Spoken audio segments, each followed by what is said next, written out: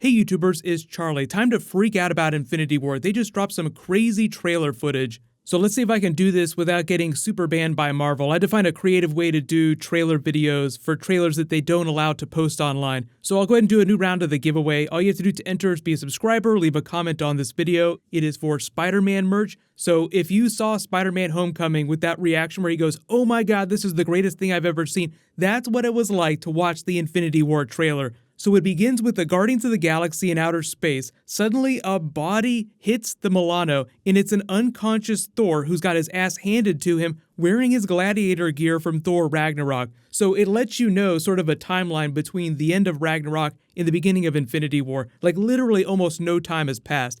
They bring him inside and Star-Lord's like, what the hell is going on? Next, they jump to a shot of Earth where everything has been blown to shreds.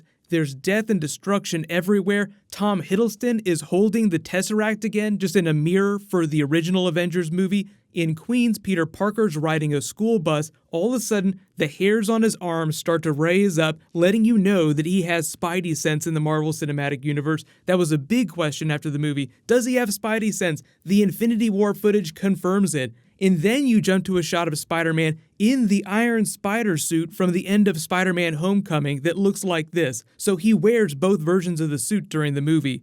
There's a shot of Captain America with a beard, so it seems like he's going to have a beard for the entire movie. There's shots of Black Widow and Black Panther with armies behind them. Black Widow has blonde hair. Dave Bautista was like, I think Drax could take Thanos because they do fight each other in the comics. And Josh Brolin was like, Drax ain't shit. He ain't got nothing on me. Black Panther was fighting one of the Outriders, which is going to be badass. They had the Hulkbuster from the end of Spider-Man Homecoming that they teased, like Thor's magic belt, Captain America's new shield. All those things that they talked about during Homecoming are going to actually show up during Infinity War. The Hulkbuster is just a slightly modified version of Veronica that he used during Avengers Age of Ultron, so there's a little bit of continuity between the Avengers films and then the other stuff they weave in with things like Homecoming. There were shots of Thanos' huge ship that he rolls in on.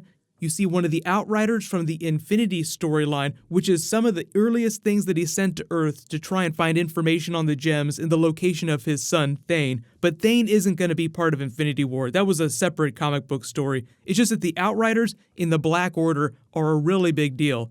So when everybody saw these tarps behind Thanos here in the convention center, they're like, is this the Fantastic Four? Or maybe it's the Black Order. I don't know why people thought it was the Fantastic Four. Maybe because that'd be really cool. But that's basically who it is. It's his Black Order with the Outriders. These will all look very familiar. There's Corvus Glaive, who's been wielding the glaive that you've been seeing in all the behind-the-scenes footage, Proxima Midnight, his wife, Ebony Maw, and Black Dwarf. Can't wait to see Black Dwarf versus Hulk. But there was also shots of Thanos pretty much pounding the shit out of everybody. But obviously there are other members of the Black Order that we don't see here that are in the comics. It looks like they just cut a couple of them out of the movie.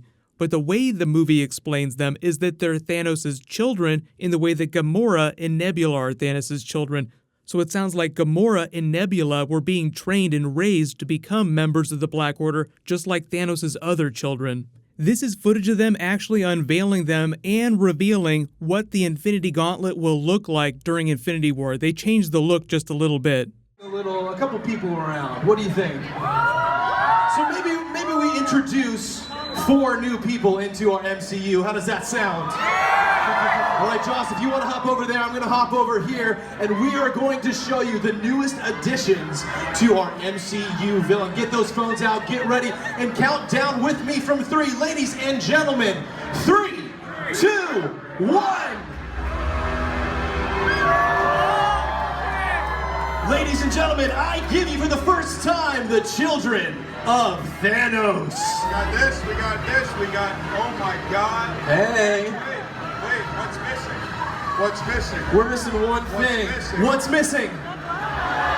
What's missing? Wait, what's missing? Yeah! Oh man, if only we had that. Wait a minute. Russell, would you kindly bring up our Infinity Gauntlet?